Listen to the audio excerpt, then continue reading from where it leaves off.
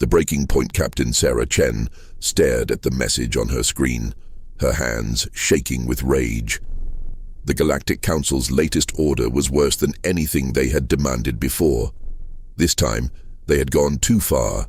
All human colonies must surrender their children between ages 5 and 15 for mandatory council education programs. Failure to comply will result in orbital bombardment. Sarah's daughter, Emma, was only 7 years old. The thought of strange alien hands taking her away made Sarah's blood boil. She had been patient with the council for years. Humanity had been patient. They had followed every ridiculous rule, paid every unfair tax, and accepted every insult with gritted teeth. But this was the end of their patience. The communication channel crackled to life. Admiral Marcus Rodriguez appeared on the screen, his weathered face grim. "Sarah, tell me you got the same message I did." "I did," Sarah replied, her voice cold as space. "They want our children, Marcus. They actually think they can take our children." Every human colony received the same order. New Terra, Mars Station, Europa Base, all of them. The Council wants 50,000 human children within 30 days. Marcus's jaw tightened. They say it's for education, but we both know what really happens in those Council facilities. Sarah had heard the whispers. Children from other species who went to Council education centers came back different. Some never came back at all. The ones who did return seemed broken, their spirits crushed, their natural curiosity replaced with blind obedience. "What are the other colony commanders saying?" Sarah asked. "They're scared, angry, but most are ready to comply. They think resistance means death." Marcus leaned forward. "But I've been talking to some of the military leaders. We might have options." "What kind of options?" "The kind that involves reminding the Council why they feared us in the first place. For the past 50 years, humanity had been the Council's favorite punching bag. When humans first made contact with the Galactic Council, they were treated as primitives. The Council said humans were too violent, too emotional, too unpredictable to be trusted with advanced technology or equal rights. So they put restrictions on human expansion. They limited human technology. They forced humans to pay tribute for the privilege of existing in Council space. And humans took it, hoping that patience and good behavior would eventually earn them respect. It never did. "You know what the Council fears most about us?" Marcus asked. Sarah knew. Every human in the galaxy knew, even if they didn't talk about it openly. They're afraid that if we ever stop holding back, we'll remind them why Earth conquered its own solar system in less than a century, while most Council species took millennia to leave their home planets. Exactly. They've spent 50 years trying to tame us, to make us docile. But they made one crucial mistake. Marcus smiled grimly. They threatened our children. Sarah felt a familiar fire burning in her chest. It was the same feeling her grandfather described when he fought in the water wars, and her great-grandmother felt during the solar revolution. It was humanity's greatest strength and the Council's worst nightmare. Protective fury. "The underground networks are already moving," Marcus continued. "Colony defense forces that the Council doesn't know about. Hidden weapon caches. Ships registered as cargo haulers that are actually military vessels. We've been preparing for this day for 20 years. How many ships can we count on? More than the Council thinks we have. Much more." Marcus's smile widened. "You see, every time they restricted our military, we found ways around it. Every time they demanded our weapons, we gave them the old ones and built new ones in secret. They wanted sheep, Sarah. But they forgot that even sheep can have very sharp teeth." Sarah looked at her daughter's picture on her desk. Emma was laughing in the photo, her arms covered in paint from an art project. That innocent joy was exactly what the Council wanted to destroy. "I'm in," Sarah said. "Whatever you're planning, count me in." "Good. Because we're going to need every ship and every captain willing to fight. The Council has ruled the galaxy for 10,000 years. They think they're invincible." Marcus's eyes glinted with dangerous intent. It's time someone taught them they're not. Over the next few hours, Sarah watched as the underground network came alive. Coded messages flew between colonies. Ships began moving toward strategic positions. Weapon systems came online for the first time in decades. The Council had made the rules of this game. They had decided that might makes right, that the strong could do whatever they wanted to the weak. For 50 years, they had convinced themselves that humanity was weak. They were about to learn how wrong they were. Sarah's communication panel lit up with incoming messages.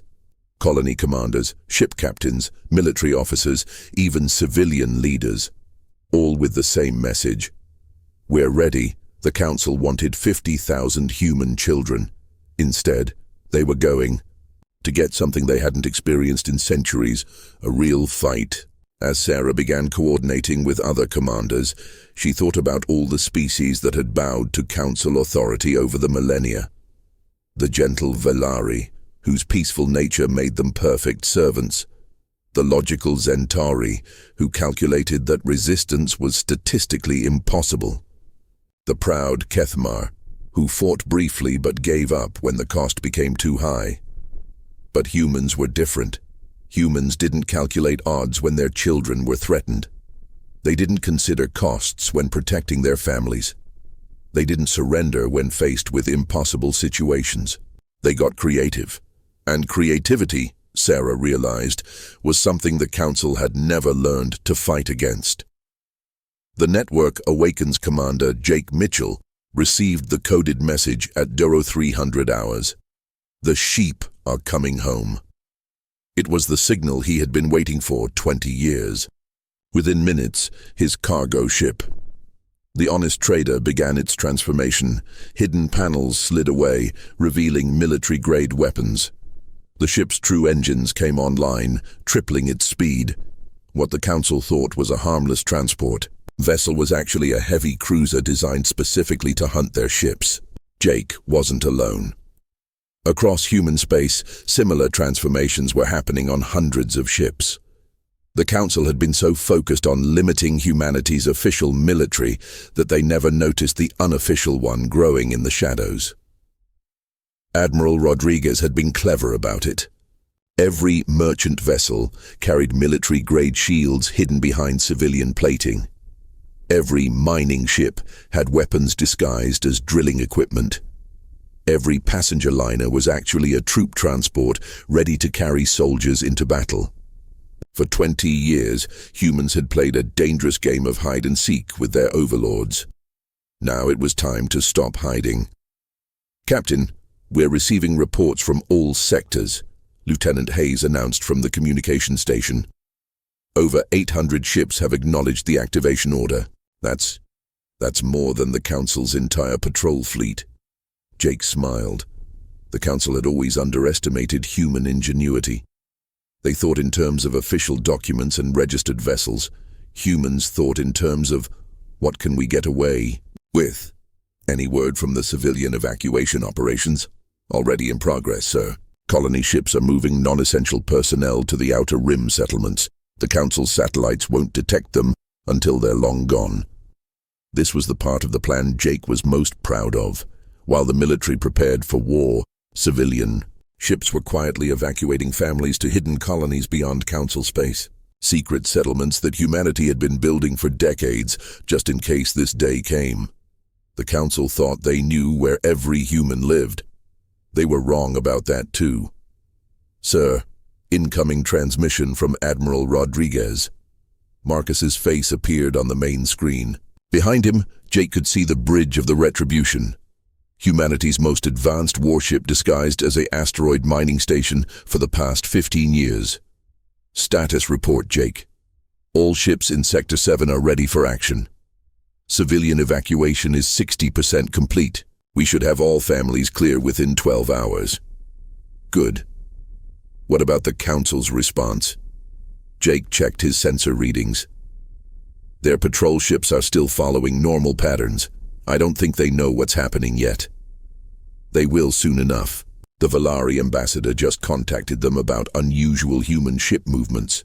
It won't take long for them to figure out we're not following their orders. The Valari. Jake felt a flash of anger.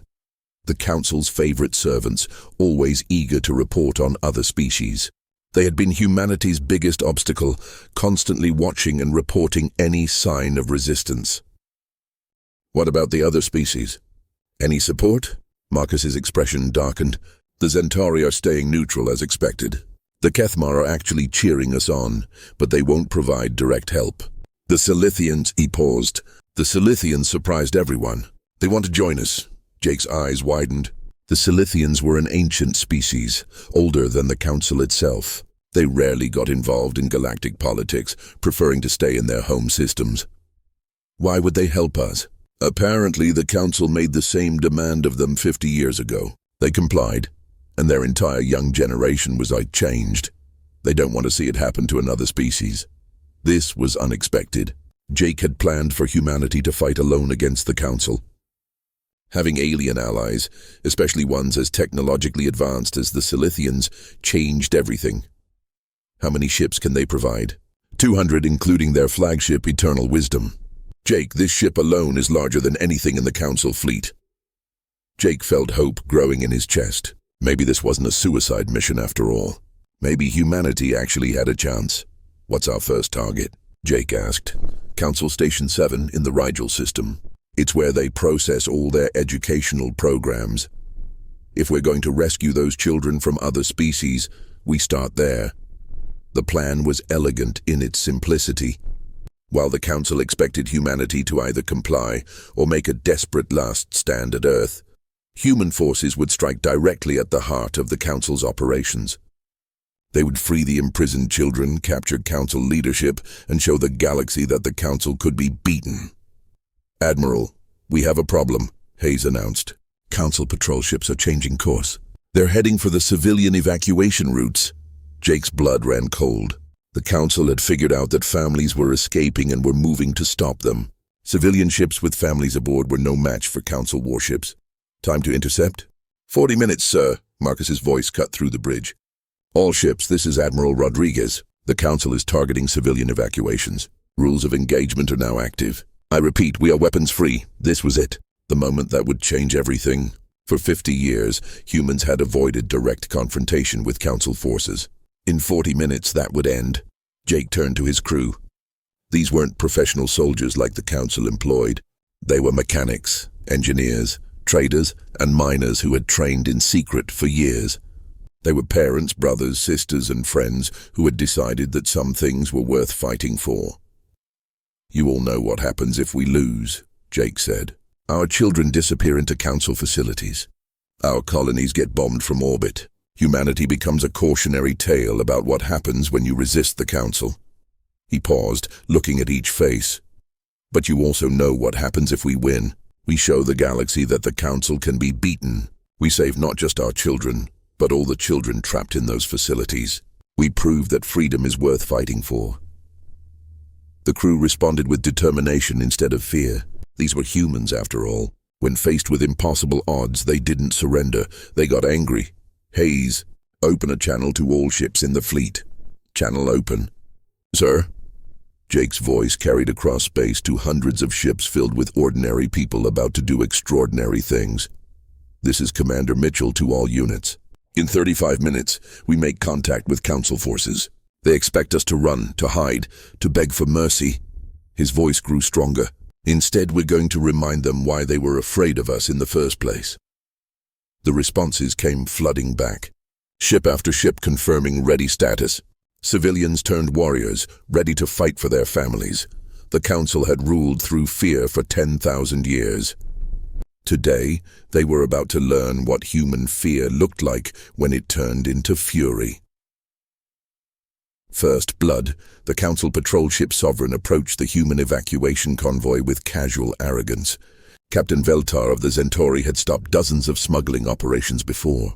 This would be no different. A few warning shots, maybe destroy one ship as an example, and the rest would surrender. He had no idea that hidden among the civilian vessels were predators that had been waiting decades for this moment. Unknown human vessels, This is Council Ship Sovereign. You are in violation of evacuation protocols. Power down your engines and prepare to be boarded.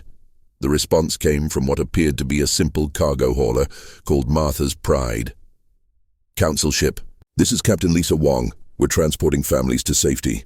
We have children aboard. Your destination is unauthorized. Turn back immediately or face destruction. There was a long pause. Then Captain Wong's voice came back, but it sounded different, harder. Council ship, you have 3 seconds to change course. Captain Veltar laughed. A cargo ship threatening a council patrol vessel. These humans had lost their minds. Fire warning shots across their bow. Show them we mean business. That was Veltar's last mistake. The cargo ship Martha's Pride suddenly blazed to life. Hidden weapon ports opened along its hull, revealing enough firepower to destroy a small fleet. But that wasn't the worst surprise. The Martha's Pride wasn't alone. What Veltar had thought was a convoy of helpless civilian ships was actually a carefully planned trap. Mining vessels revealed military-grade missiles. Passenger liners deployed fighter squadrons. Even the medical ships were armed. Impossible, Veltar whispered as his sensors showed the truth. There are no human military ships registered in this sector. That's because we didn't register them, Captain Wong replied. The battle lasted less than 10 minutes. The Sovereign, designed to intimidate defenseless civilians, was completely outmatched by ships built specifically to hunt council vessels. When it was over, the once mighty patrol ship was drifting dead in space. But this was just the beginning. Across human space, similar encounters were happening. Council ships that had spent years terrorizing human colonies suddenly found themselves facing enemies they didn't know existed. The hunters had become the hunted. Admiral Rodriguez watched the reports pour in from his command ship. Battle after battle, human forces were winning against impossible odds. The secret fleet was performing even better than he had hoped. Admiral, we're receiving a priority transmission from Council High Command, his communications officer announced. The main screen flickered to life, showing the cold reptilian features of Councillor Prime Sector, the unofficial leader of the Galactic Council, Admiral Rodriguez. You seem to have forgotten your place. Marcus smiled grimly. No, Counselor. I think we've finally found it. Your species has violated the colonial accords, attacked council vessels, and defied direct orders. The penalty for this is complete extinction. Is that supposed to scare me? Marcus leaned forward. You demanded our children, Sector. You crossed a line that can't be uncrossed. The counselor's eyes narrowed. Children are the future. The council must shape that future to ensure galactic stability. Your offspring would have been given purpose, direction, proper education. You mean brainwashing? I mean civilization. Your species is violent, chaotic, unpredictable. We have spent 50 years trying to domesticate you. Since you refuse to learn, you will be removed. Marcus had expected this. The council's response to any serious resistance was always the same. Complete destruction. They had done it to dozens of species over the millennia. You can try, Marcus said, but you might want to check your fleet status first. Sectar's confidence faltered slightly. What are you talking about? Admiral, incoming reports from all sectors. Marcus's tactical officer announced loudly enough for the transmission to pick up. Council stations 7, 12, and 15 are under attack. Enemy fleet movements detected in 17 systems. They're requesting immediate reinforcement. The color drained from Sectar's scaled face. Impossible. Our intelligence reports show fewer than 50 human military vessels in existence. Your intelligence was wrong. We've been building ships and training crews for 20 years. We just got very good at hiding them.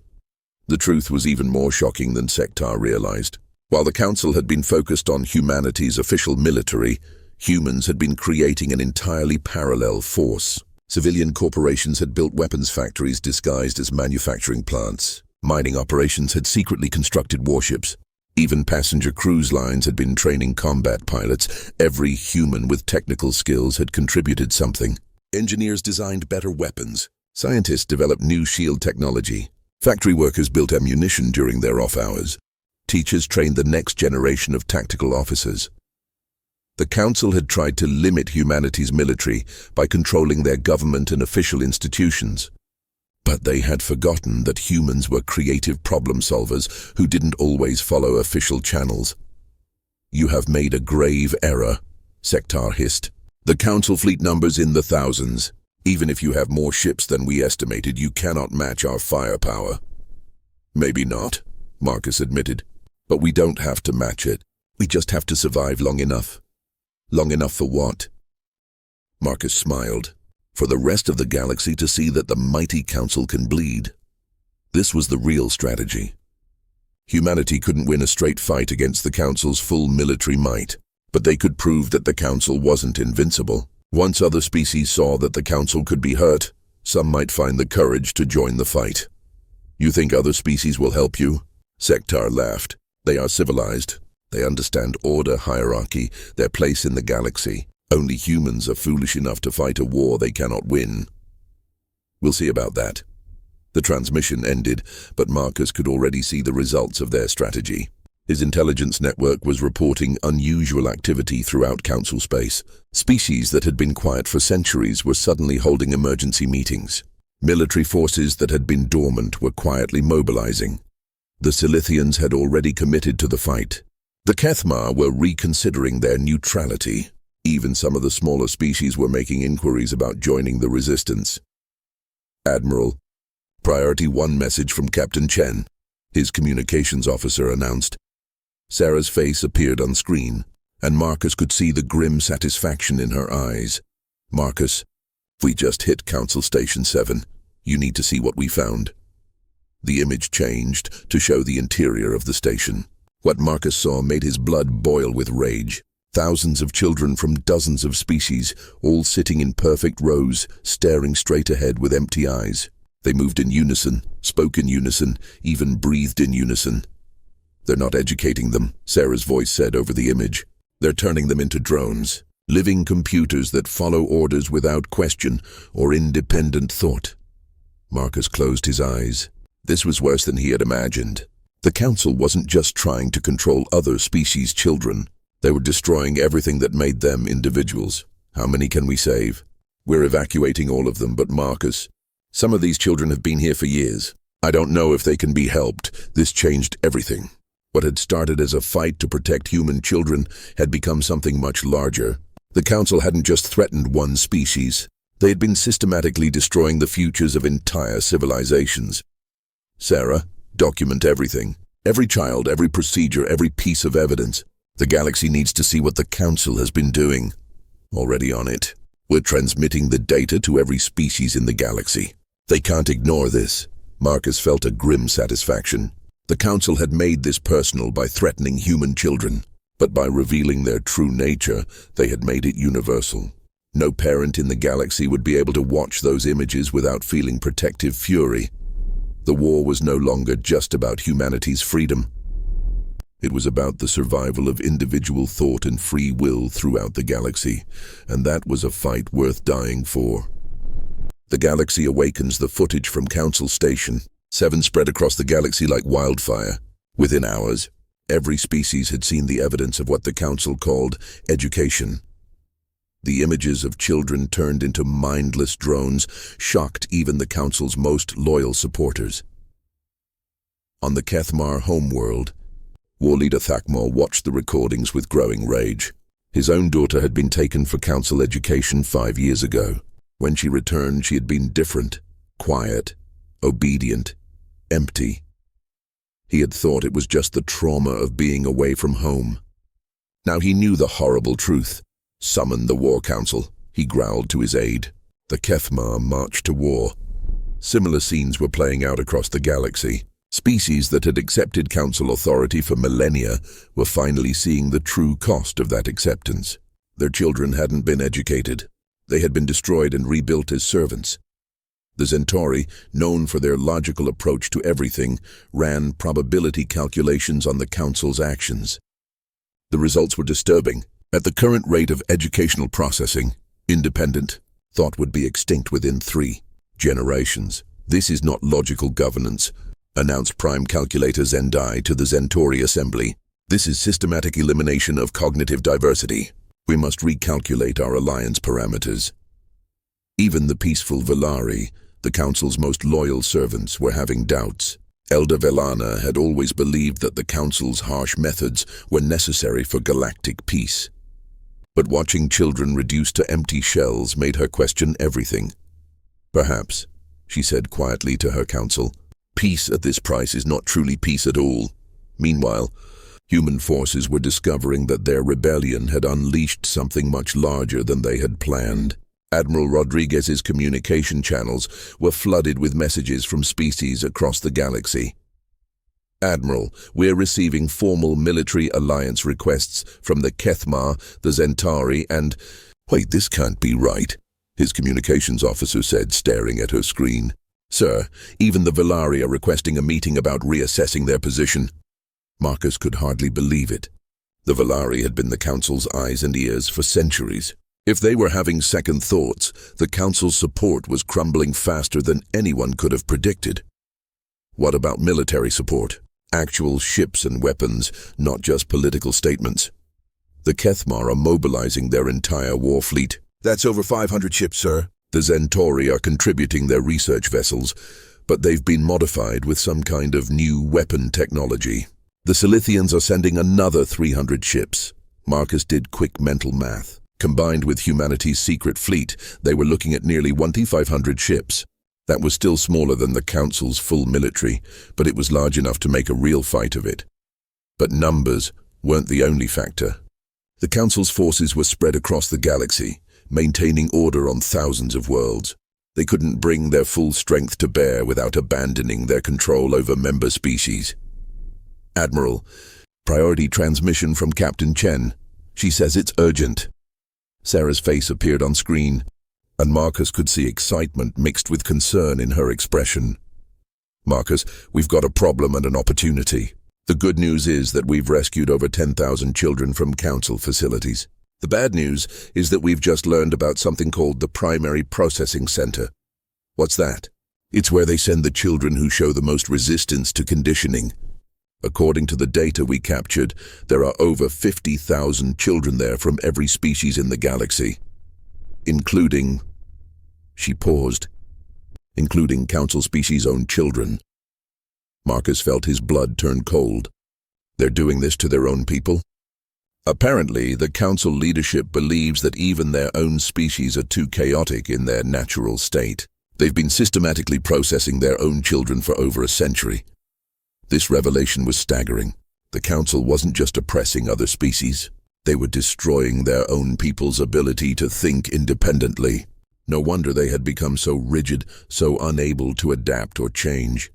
They had literally bred creativity and independent thought out of themselves. Where is this facility? That's the problem. It's in the Nexus system, at the heart of Council space. It's protected by their entire home fleet plus automated defense systems.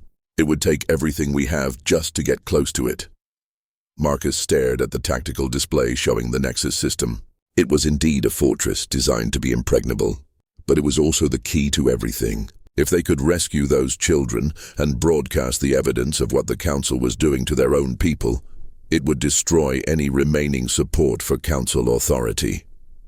What do our allies think? War leader Thakmor says the Kethma will follow us anywhere. The Zentauri have calculated that attacking the Nexus gives us a 23.7% chance of success, which they consider acceptable odds for such an important objective.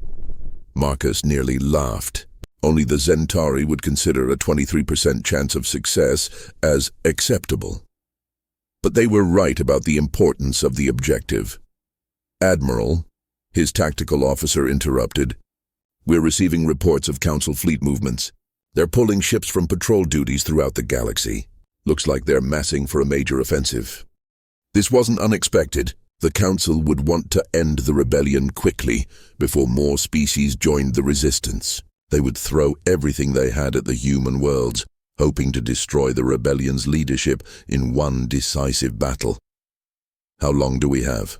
"Based on their current movements, they'll reach the outer human colonies in 72 hours. Marcus made his decision. "Send a message to all Allied commanders.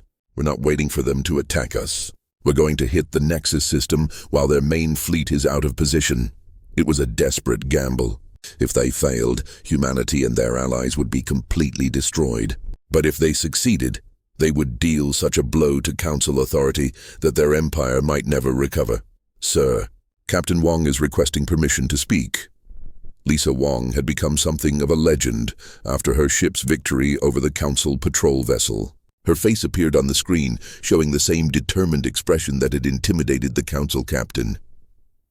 "Admiral, my ship has been analyzing the Nexus defense grid. I think we might have found a weakness." "Go on." "The automated defenses are controlled by processed individuals, probably children who showed exceptional technical abilities. They respond perfectly to known attack patterns, but they have trouble adapting to completely new tactics." Marcus saw where she was going with this. "You want to use unconventional strategies they haven't programmed responses for?" "Exactly. The Council has spent centuries cataloging military tactics from every species they've conquered, but they've never fought humans at full strength. We do things differently. This was humanity's secret weapon, creative chaos. While other species developed sophisticated military doctrines over thousands of years, humans had spent their relatively short spacefaring history learning to adapt, improvise, and overcome impossible situations. The Council's processed defenders would be expecting logical, predictable attacks. Instead, they would face human ingenuity unleashed for the first time in 50 years. "All right, Lisa, what do you have in mind?" "We don't attack the defenses at all. We go around them." She transmitted a tactical plan that made Marcus's head spin. It involved using mining ships as delivery vehicles, disguising warships as debris, and timing their attack to coincide with the system's natural stellar phenomena. It was completely insane. It violated every rule of space warfare. It required split-second timing and perfect coordination from over 1,000 ships. It just might work. "How long do you need to coordinate this?" "Give me 48 hours to get all our forces in position. The Council will never see it coming." Marcus looked around his bridge at the faces of his crew. These weren't career military officers. They were ordinary people who had chosen to fight for something bigger than themselves. They deserved to know what they were facing. "Ladies and gentlemen, in 48 hours we're going to attempt the impossible. We're going to attack the most heavily defended system in the galaxy with a fleet made up mostly of converted civilian ships. Our chances of survival are low." He paused, seeing determination instead of fear in their eyes. "But if we succeed, we'll free 50,000 children and show the galaxy that the Council can be beaten. We'll prove that freedom is worth any price." The bridge erupted in cheers. These were humans, after all. When told the odds were impossible, they didn't surrender. They got excited. The final strike. The Nexus system had been the center of Council power for 8,000 years. Its massive defense stations could destroy entire fleets. Its automated weapon platforms covered every approach route. Its sensor networks detected any ship larger than a fighter within 10 light years. It had never been successfully attacked. It was considered absolutely impregnable, which was exactly why Captain Wong's plan might work. "All ships, this is Admiral Rodriguez. Operation Homecoming begins in T-minus 60 seconds. Marcus watched as over 1,200 ships prepared for the most audacious military operation in galactic history. Human vessels, Kethma warships, Centauri research vessels, and Silithian dreadnoughts all worked together in perfect coordination. The plan was elegantly simple and completely insane. Instead of attacking the Nexus directly, they would use the system's own stellar activity against its defenses.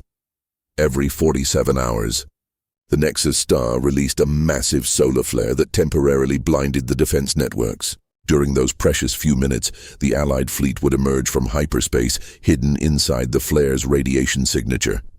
But that was just the first phase. 30 seconds to emergence. "All ships, prepare for Phase 1. Captain Wong's voice came over the tactical channel. "Mining ships, remember your cargo. You're not warships today. You're delivery vehicles." The mining ships were carrying something that had never been tried before. Teleportation bombs developed by Centauri scientists and armed by human engineers. When they detonated, they would create temporary wormholes that would allow strike teams to appear directly inside the primary processing center. It was theoretically impossible. The Council's own scientists had proven that teleportation through defensive, Shields couldn't work. They had never tested it against human stubbornness. Combined with Zentari mathematics. Emergence in 3, 2... What now? Space around the Nexus system suddenly filled with allied ships appearing from hyperspace. The solar flare provided perfect cover, masking their energy signatures from the defense networks. But they only had 4 minutes before the flare subsided and the defenses came back online. Phase 2. Go, Marcus commanded. The mining ships accelerated toward the primary processing center, while the warships spread out to engage the defense stations. To outside observers, it looked like a standard attack pattern. It wasn't. Admiral, the Council defense grid is activating, his tactical officer reported. Automated weapons coming online. Let them. That's what we want. The Council's process defenders responded exactly as predicted. They deployed their ships in perfect formations, using tactics that had proven successful for thousands of years. They were preparing to destroy the Allied fleet with mathematical precision. They never saw the real attack coming. Mining ships in position, Captain Wong reported. Deploying special cargo in 3, 2, 1. The teleportation bombs detonated simultaneously around the primary processing center. For a brief moment, space itself seemed to tear apart as wormholes opened directly inside the facility's most secure areas. Through those tears, in reality, came something the Council had never faced. Human special forces trained specifically for this mission. Sergeant Maria Santos led her team through the wormhole into complete chaos.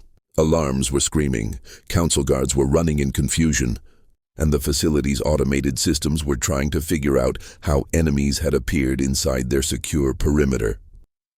Team Alpha, secure the control center. Team Beta, find the children. Team Charlie, plant the evidence recorders. We have exactly 12 minutes before the wormholes collapse. The Council guards were elite troops, but they had been trained to fight conventional battles. They had never faced soldiers who appeared out of nowhere, used weapons that didn't follow standard patterns, and fought with the desperate fury of parents protecting children. The battle inside the facility was brutal, but brief. Council forces that had spent centuries maintaining order through fear suddenly found themselves facing enemies who weren't afraid of them. Sergeant, you need to see this, called Private Chen from the main processing chamber. What Maria saw made her stomach turn. Thousands of children from every species in the galaxy, all sitting in perfect rows, connected to machines that were systematically erasing their personalities and replacing them with programmed responses. But worse than that were the viewing galleries. Council leadership had been watching the process like it was entertainment. They had made destroying children into a spectacle. Document everything, Maria ordered. The galaxy needs to see this.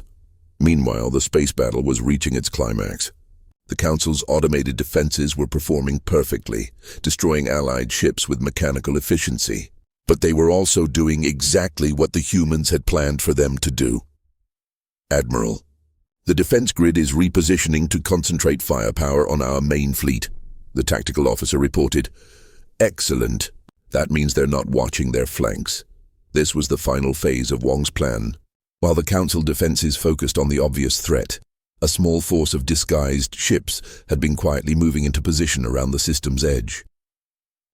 These weren't warships. They were cargo haulers, passenger liners, and research vessels. Ships so apparently harmless that the automated systems hadn't even classified them as threats. Each one was carrying a single, devastating weapon, a human invention called a gravity bomb. Captain Wong, you are clear for Phase 3. Copy that, Admiral. All civilian ships, you know what to do. The disguised vessels suddenly revealed their true nature. Instead of weapons, they deployed devices that created artificial gravity wells throughout the system.